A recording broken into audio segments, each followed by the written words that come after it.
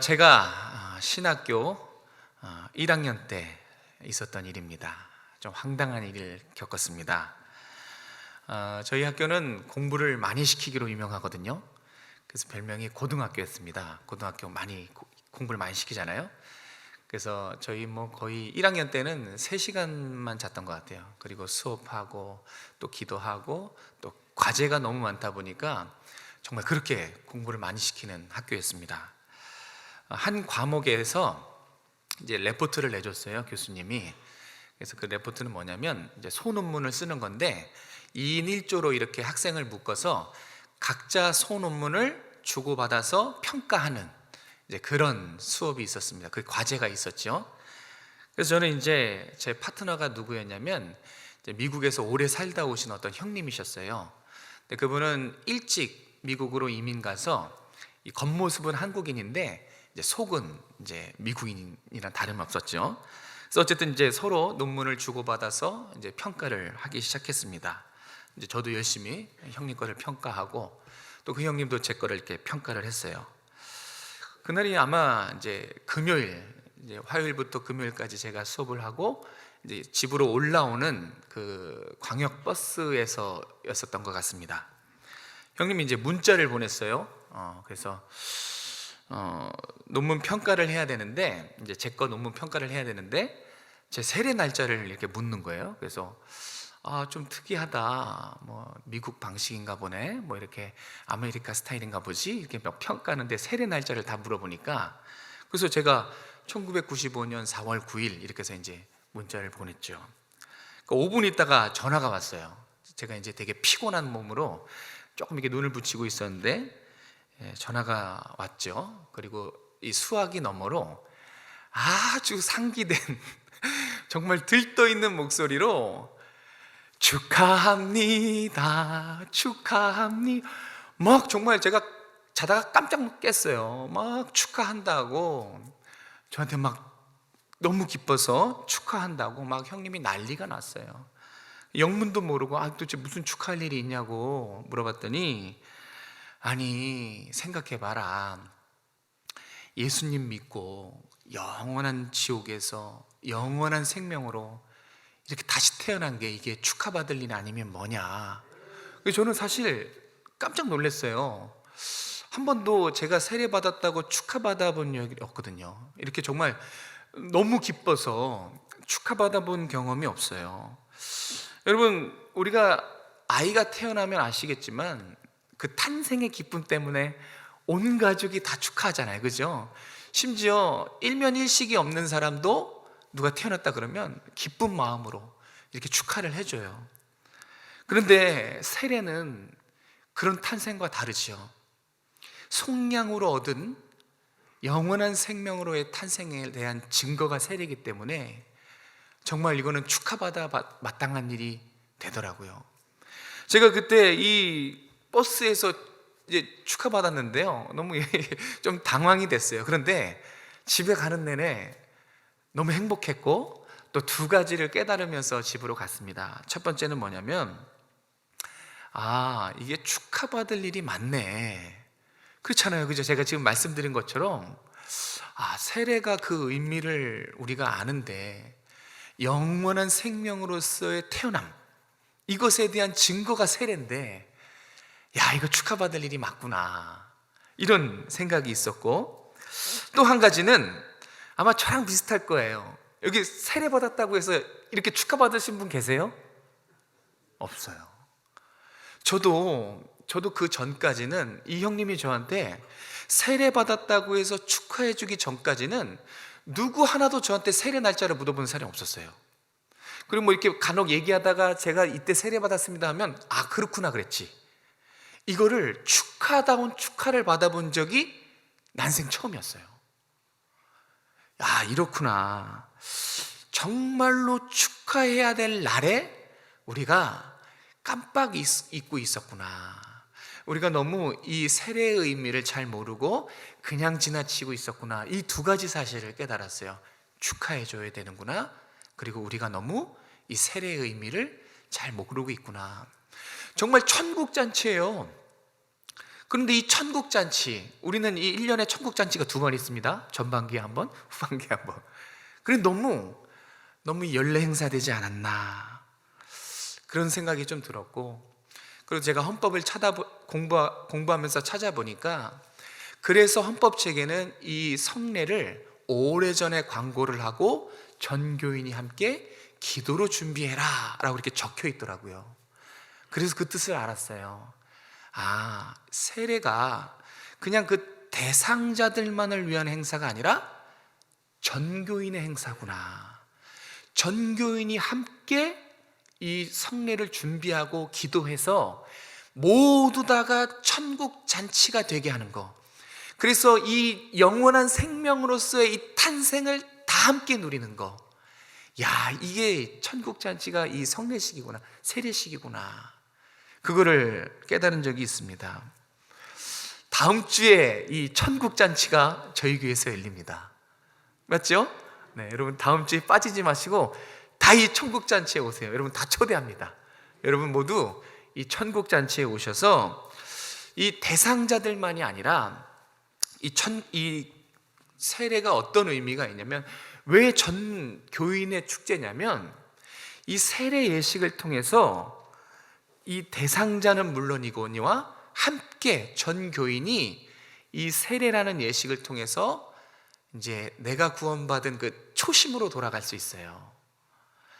이 대상자들을 축하해 주지만 또 나도 하나님 앞에 주님의 자녀로 이 증거받았던 그 세례, 그 처음으로 돌아가서 그 구원의 기쁨과 감격을 다시 한번 만끽하는 자리가 바로 세례 자리예요. 그러니까 대상자뿐만 아니라 전 교인의 축제입니다. 함께 축하해주고, 또 먼저 세례받고 구원받은 선배들이 함께 축하해주고 함께 기쁨을 누리는 날이 바로 세례입니다. 그래서 우리 다음 주 세례 예식을 그래서 한 주간만이라도 우리 먼저 기도하셨으면 좋겠어요. 먼저 세례받은 이 선배 여러분들께서 얼마나 지금 이 세례자가 학습자 둘, 세례자 둘, 이렇게 학습자 한 명, 세례자 한 명, 입교 둘, 이렇게 총 4명이 있습니다. 그들을 위해서 한 주간 기도한다면 정말 그들에게는 특별한 축하받는 날이 될 것이고, 또 여러분들에게는 또 한 번 구원의 기쁨을 맛보는 그런 날이 될 줄로 믿습니다. 여러분이 한 주간 기도하면서 준비하는데 도움드리기 위해서 오늘 말씀을 세례에 관한 말씀으로 함께 나누려고 합니다. 지금 이 말씀을 기록한 사도 바울이 지금 저와 똑같은 심정일 거예요. 저와 똑같은 심정으로 지금 로마에 있는 교인들에게 편지를 썼습니다. 자, 내용은 이렇습니다. 사도 바울이 이제 이방인들에게 복음을 전하고, 또 복음을 전하고 개척을 하고, 그 개척한 그 멤버들 가지고 열심히 성경 공부를 했겠죠. 성경을 가르치고 교리를 가르치고 예수님이 누구신지에 대해서 가르쳐요. 그리고 그 중에 이제 또 적당한 사람들이 세례를 받았겠죠. 그런데 이렇게 보니까 특별히 세례받은 이방인들, 그러니까 이방인 중에 예수님을 영접해서 개종한 이방인들이 있었겠죠. 그들 중에 몇몇이 이렇게 보니까 변한 게 없어요. 세례를 받았는데 여전히 그들의 삶은 세례받기 이전에 세상의 모습 그대로인 걸 본 거예요. 여전히 정욕과 여전히 죄악에 물들어 있고, 여전히 자기가 자신의 주인으로 살아가고 있는 그 모습을 보고 들은 거예요. 그래서 세례받은 사람이 세상에서 어떻게 살아가야 되는지 이것을 가르쳐 주려고 편지를 쓴 것입니다. 그게 오늘 우리가 읽었던 본문의 내용입니다. 여기 계신 분들 다 대부분은 세례를 받았을 것입니다. 그죠? 대부분은 세례를 받았어요.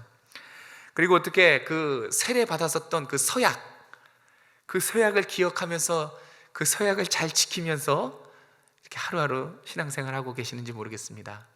그렇게 살고 계십니까? 서약? 그 뭐지? 서약 했었나? 이러면 진짜 곤란해요.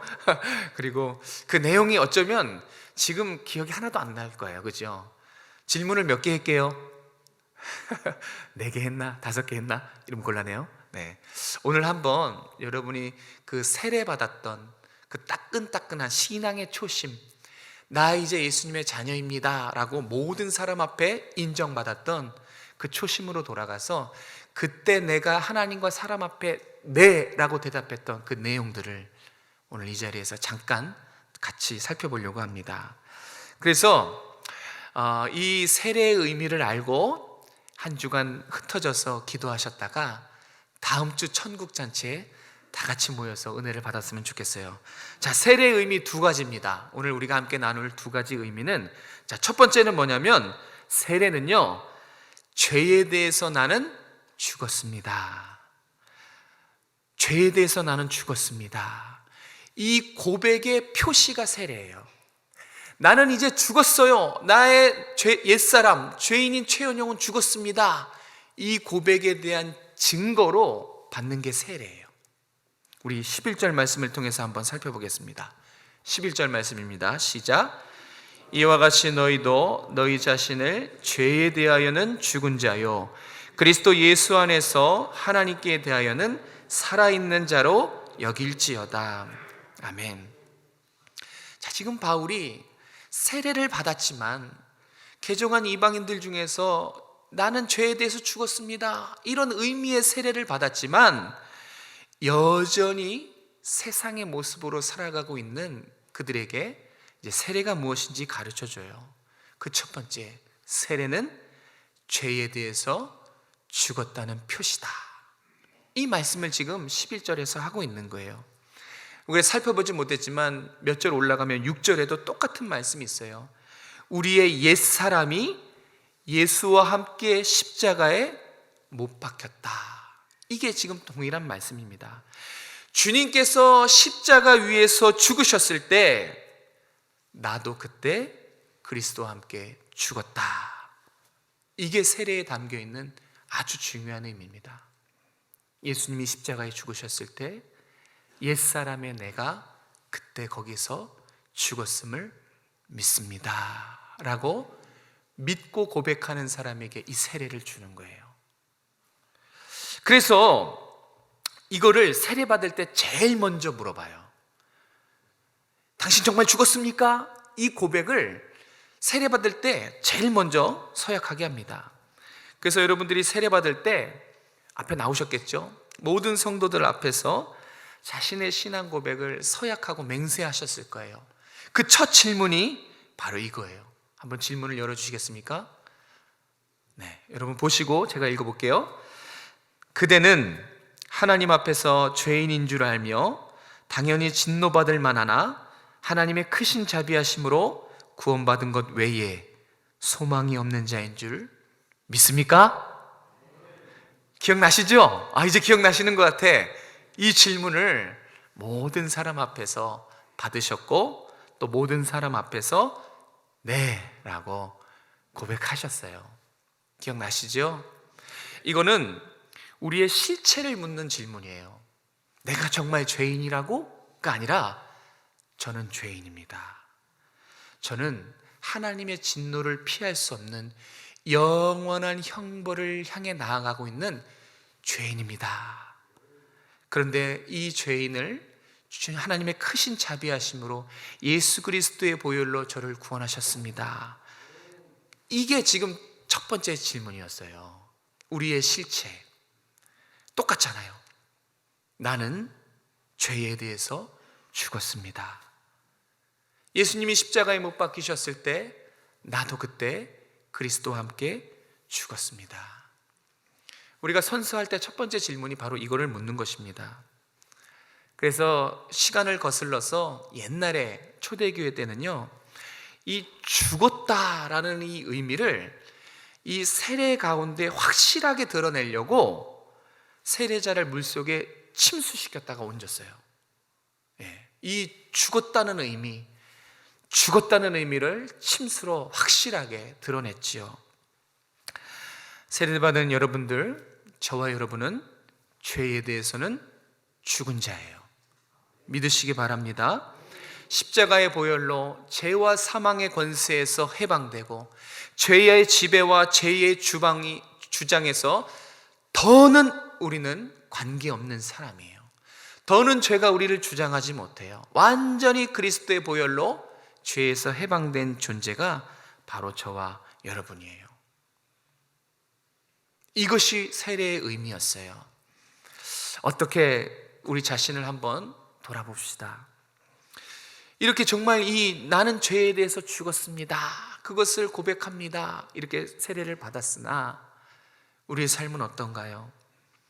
여전히 내가 나의 주인 아닙니까? 누가 그러더라고요. 우리 모두는 자신이라는 신을 섬기고 있다. 내가 나의 주인이라는 거예요. 그리고 여전히 세상을 닮아가고 여전히 하나님께 순종하기보다는 세상을 더 사랑하고 좋아하고 여전히 죄에 민감하게 반응하고 있지는 않습니까? 여전히 죄에 민감하게 반응하면 아직 죽지 않은 거예요. 선서는 했지만, 맹세는 했지만 아직 죽지 않은 거예요. 왜냐하면 세례는 나 이제 죄에 대해서 죽었어요. 죄가 저를 어찌하지 못합니다. 죄에 대해서 죽었다는 것은 반응이 없는 거예요. 죄가 아무리 공격하고 죄가 더 계속해서 나를 공격하고 유혹하고 나를 지배하려고 해도 죄에 대해서는 죽었기 때문에 아무런 반응을 할 수 없는 게 바로 죄에 대해서 죽은 거예요. 난 이제 죄에 대해서 죽습니다. 예수님이 십자가에 못 박혔을 때 옛사람인 나도 그때 죽었어요. 이것을 고백하고 믿는 게 세례입니다. 그래서 그 고백한 대로 사는 것, 그게 하나님이 오늘날 우리에게 원하시는 모습이에요. 너 정말 죄에 대해서 죽었냐? 너를 누가 주장하냐? 이것을 분명히 하는 것, 이것이 그리스도인입니다. 주님 앞에서 이제 변화된 삶을 사시기를 주님의 이름으로 축복합니다. 두 번째가 있습니다. 세례의 두 번째 의미는 뭐냐면 그리스도 안에서 다시 태어났습니다. 이게 세례의 두 번째 의미예요. 나는 이제 그리스도 안에서 태어났어요. 이것을 믿습니다. 이 고백이 겉으로 드러낸 게 바로 세례입니다. 우리 8절 말씀인데요, 8절 말씀을 같이 읽겠습니다. 시작. 만일 우리가 그리스도와 함께 죽었으면 그와 함께 살 줄을 믿노니. 믿으십니까? 죽었어요. 그런데 그리스도와 함께 다시 살 것을 믿으십니까? 아까 11절에도 그랬어요. 11절에도 우리가 봤지만 그리스도 안에서 하나님에 대해서 살아있는 자로 여길지어다. 이 여길지어다는 명령형이에요. 그렇게 확신해라는 거예요. 하나님과 다시 살 것을 확신해라. 이 말씀을 오늘 우리에게 주시고 계십니다. 세례의 의미는, 그래서 세례의 의미는 죄에 대해서 죽었습니다. 땅땅땅. 이걸로 끝. 이것을 인정하고 끝나는 것이 아니에요. 맞아요. 옛사람 최은용은 예수님과 함께 죽었습니다. 나는 이걸 인정합니다. 그걸로 끝이 아니에요. 세례는 또 하나의 중요한 의미가 있어요. 옛사람 최은용은 죽었습니다. 그런데 이제 나는 하나님의 자녀 최은용으로 다시 태어났어요. 이게 세례입니다. 그냥 최은용이 아니에요. 그리스도인, 하나님의 자녀 최은용으로 다시 태어난 것, 이것을 믿고 많은 사람들에게 고백한 것, 그래서 물로써 증표를 받은 것이 바로 세례입니다. 그래서 예수님과 함께 그리스도 안에서 중생하고 거듭나고 더하여 예수님이 오실 때 나도 함께 부활하실 것을 믿는 것, 이 고백의 증거가 바로 세례예요. 그 의미로 여러분이 고백하셨고 그 의미로 여러분이 세례를 받은 것입니다. 정리해 볼게요. 저와 여러분이 받은 세례 기억나시죠? 이제 얼마나 중요한지 아시겠죠? 여러분이 그때 받은 그 세례는 나는 죽었습니다, 이 죽음, 그리고 나는 주님 안에서 태어났습니다, 이 중생, 거듭남, 이 두 가지 고백이 다 있는 거예요. 이 두 가지 고백이 다 세례 안에 있는 거예요. 여러분은 그렇게 고백하셨어요. 이것을 고백하셨어요. 그리고 모든 성도들이 보는 앞에서, 특별히 하나님 앞에서 네 라고 고백하신 그 사실을 늘 잊지 마시고 기억하며 사셨으면 좋겠어요. 최소한 그것을 돌아보면서 서약한 대로 살려고 좀 몸부림이라도 쉬셨으면 좋겠어요. 그게 하나님이 원하시는 우리의 모습입니다. 이 정말 세례가 이렇게 중요해요.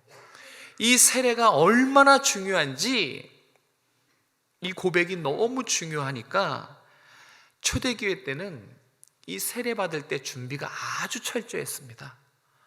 시간을 거슬러 올라서 우리가 초대교회 성도라고 생각하면 여기 있는 여러분들은 학습세례 교육을 3년을 받으셨어야 돼요. 네. 학습세례 교육을 3년을 받았습니다. 철저했어요. 그냥 쉽게 세례 준 게 아니에요. 뭐 학교에 진학해야 되니까 세례 증서를 달라 해서 세례 받고, 그런 게 아니에요. 정말 세례가 너무 우리가 퇴색돼 버렸어요. 제가 아는 분은 결혼하기 위해서, 그 남자가 결혼하기 위해서 속성으로 세례를 밟더라고요. 이렇게 돼 버렸어요. 세례가 너무 중요했어요. 그래서 쉽게 세례 안 줬습니다. 3년간 철저하게 세례 교육을 했어요. 그 과정은 더 분명했어요. 그래서 그 세례 대상자가, 이제 교회에 이제 참석하는 세례 대상자가 예배를 잘 출석하고 있는지, 기도 모임이라든지 성도 간의 교제에 잘 참석하고 있는지, 그런 것들을 꼼꼼히 다 살펴보고 있었고요.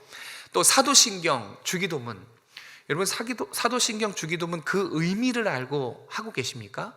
이걸 다 체크했어요.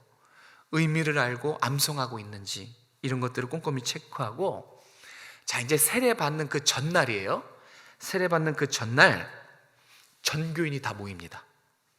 대상자만이 아니에요. 전 교인이 다 모여요. 그리고 밤새도록 철야합니다. 전 교인이 성경 읽고 찬양하고 기도하면서 다 세례를 준비해요. 함께 하는 거예요.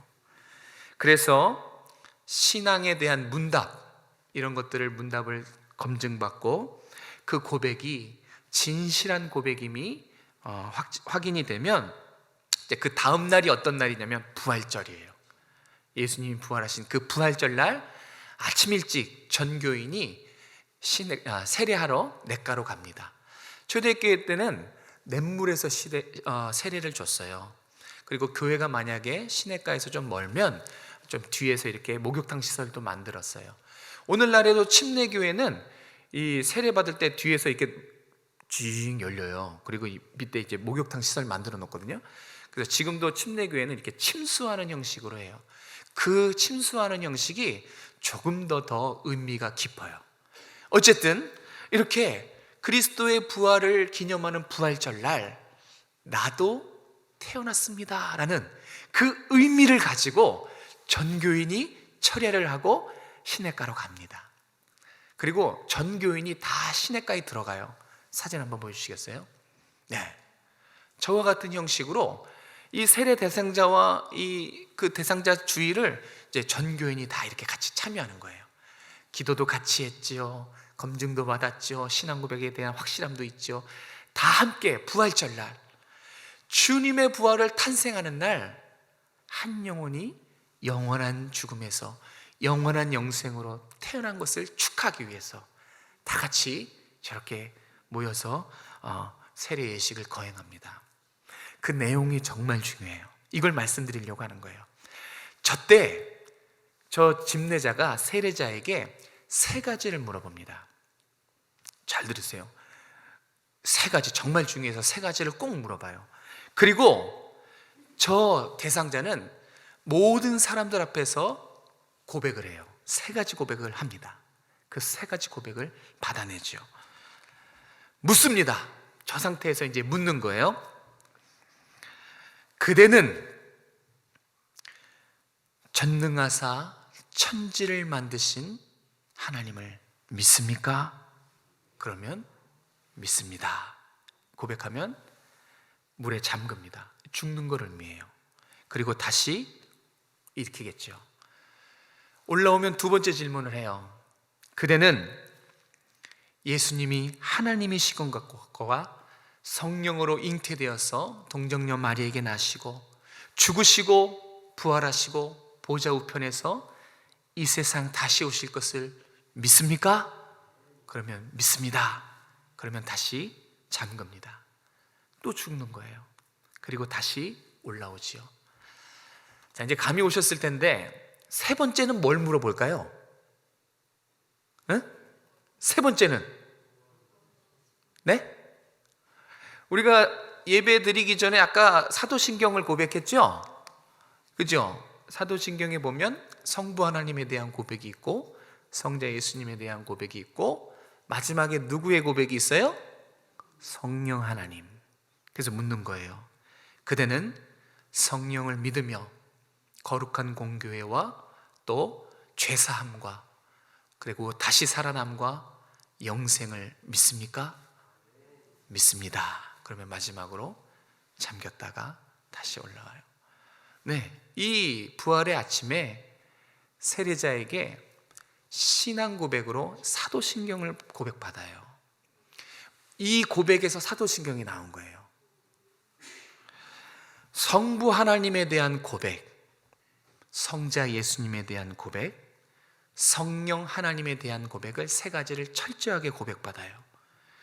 그리고 나서 성부와 성자와 성령의 이름으로 세례를 주는 거예요. 왜? 성부 하나님에 대해서 고백하고 믿습니다. 성자 예수님에 대해서 고백하고 믿습니다. 성령 하나님에 대해서 고백하고 믿습니다. 그래서 삼위 하나님의 이름으로 세례를 주는 거예요. 이렇게 부활절날 세례 예식이 거행됐어요. 그러면 둘러싸였던 이런 교인들이 흥분을 해요. 같이 막 눈물을 흘리는 거예요. 이 성령의 역사와 이 기쁨과 이 하늘나라의 천국 잔치가 막 가슴속에서 솟구쳐 나는 거예요. 막 충만한 거예요. 그래서 이 세례 예식을 통해서 영원히 구원받은 영원한 생명으로서의 이 탄생을 축하하고 또 거기 있는 모든 사람들이 그래, 우리는 이 땅에 있지만 하나님 나라의 백성이다. 당신도 이제 우리와 함께 하나님 나라의 백성입니다.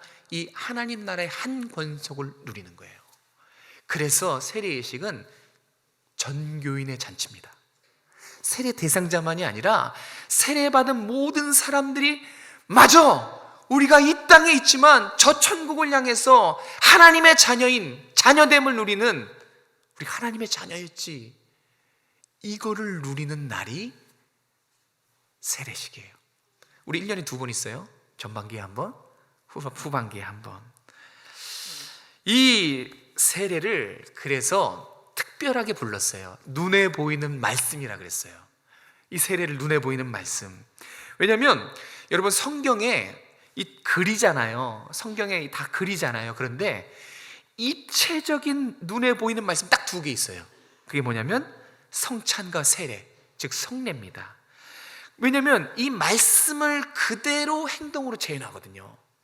그래서 성찬과 세례는 살아있는 말씀이라 그랬어요. 눈에 보이는 말씀. 이 말씀이 실제로 눈앞에서 보여지는 거죠. 이 살아있는 말씀이 다음 주에 이곳에서 성취될 예정입니다. 이거를 어디서 볼 수 없어요. 교회에서만 성례식 때 볼 수 있어요. 천국잔치에 말씀이 성취되는 그 자리에 한 분도 빠짐없이 다 오셨으면 좋겠어요. 함께 기도해 주세요. 우리 그날 대상자들이 정말 그 영적인 탄생의 기쁨을 누릴 수 있도록 기도해 주시고 우리 선배분들이 그걸 해 주셔야죠. 그리고 우리도 다 함께 그날 하루 말씀이 살아계심과 또 우리 안에 역사하시고 성취된 것들을 한번 경험하고 누렸으면 좋겠어요. 그래서 성례식이 믿음이 더욱더 견고해지는 그런 효과가 있대요. 그걸 우리가 많이 누리지 못했어요. 그걸 누릴 수 있는 날이 다음 주 이 장소에서 있습니다. 함께 기도해 주셨으면 좋겠어요. 자, 마지막으로 세례받은 사람은 그러면 어떻게 살아야 되는가? 우리 12절에서 13절 말씀을 같이 읽겠습니다. 시작. 그러므로 너희는 죄가 너희 죽을 몸을 지배하지 못하게 하여 몸의 사욕에 순종하지 말고, 또한 너희 지체를 불의의 무기로 죄에게 내주지 말고, 오직 너희 자신을 죽은 자 가운데서 다시 살아난 자같이 하나님께 드리며 너희 지체를 의의 무기로 하나님께 드리라. 아멘. 자, 여기 세례받은 사람들이 어떻게 살아야 되는가 나타나 있습니다. 자, 그리스도 안에서 하나님에 대해서 살아있는 자가 바로 세례받은 자거든요. 근데 이 그리스도 안에서, 이 안에서라는 원어의 단어가 정말 중요해요. 여기에 그리스도인 세례받은 사람이 어떻게 살아야 되는가가 다 여기 비밀이 숨겨져 있습니다. 요 안에서 그리스도의 이름으로, 그리스도와 합하여, 그리스도와 안에서, 요 안에서라는 그 의미가 뭐냐면 구체적으로 속으로 들어가다, 소유권이 바뀌다, 그런 뜻이에요. 그리스도 안으로 들어가다, 이런 뜻이거든요. 그래서 한마디로 말해서 그리스도 안에서라는 이 뜻은 주인이 바뀌었다는 거예요. 주인이 바뀌었다는 뜻이에요. 그래서 세례받은 것의 가장 큰 변화가 뭐냐? 세례받은 전과 세례받은 후가 가장 큰 변화, 그것은 주인이 바뀐 거예요. 주인이 어떻게 바뀌었을까요? 누구에서 누구로 바뀌었을까요? 나에서 예수님으로 바뀐 것, 주인이 바뀐 거예요. 이게 세례받은 전과 세례받은 후의 가장 큰 변화입니다. 나에서 주님으로 바뀐 것, 성령의 역사와 말씀의 능력으로 저는 주인이 바뀌었습니다. 저는 이제 제가 주인이 아니라 주님이 주인입니다 라는 것에 대한 표시가 바로 세례입니다. 그래서 지금 바울이 안타까운 거예요. 이런 의미의 세례를 받았지 않습니까? 이 개종한 이방인들에게 당신이 지금 나는 죽었습니다, 나는 다시 태어났습니다, 이런 의미의 세례를 받았는데 여전히 죄에 매여 살아가니까 충고하는 거예요. 더는 죄가 주인 행세하지 못하게 하십시오. 더는 죄에 끌려다니지 않게 하십시오. 그리고 한 가지, 이제 당신의 진정한 주인이신 하나님께 자신을 온전히 드리는 삶을 사십시오. 그게 세례받은 자가 이 땅에서 살아갈 올바른 모습입니다. 이렇게 충고하고 있습니다. 우리 다 대부분 세례받으셨을 텐데 주인이 바뀌었다고 고백을 그때 하셨어요. 묻습니다. 정말이십니까? 정말 여러분의 삶에서 여러분의 실제 순종하는 대상이 정말 예수님이세요? 말의 고백이 아니라 내가 누구에게 순종하는가가 나의 주인이에요. 내가 정말 그렇게 내가 나의 주인이 주님입니다라고 고백하고 세례받은 사람은 그 고백의 현장에 정말 나의 실제 삶에 나의 순종의 대상이 예수님이라는 거예요. 이 말과 행동이 일치하는 사람인 것이지요. 내가 여전히 나의 주인이거나 세상을 따라가면, 자신이라는 신을 섬기면 아직 죽은 것이 아닙니다. 새롭게 태어났거든요. 그리스도 안에서 새로운 피조물로 새롭게 태어났거든요. 주인이 바뀌었어요.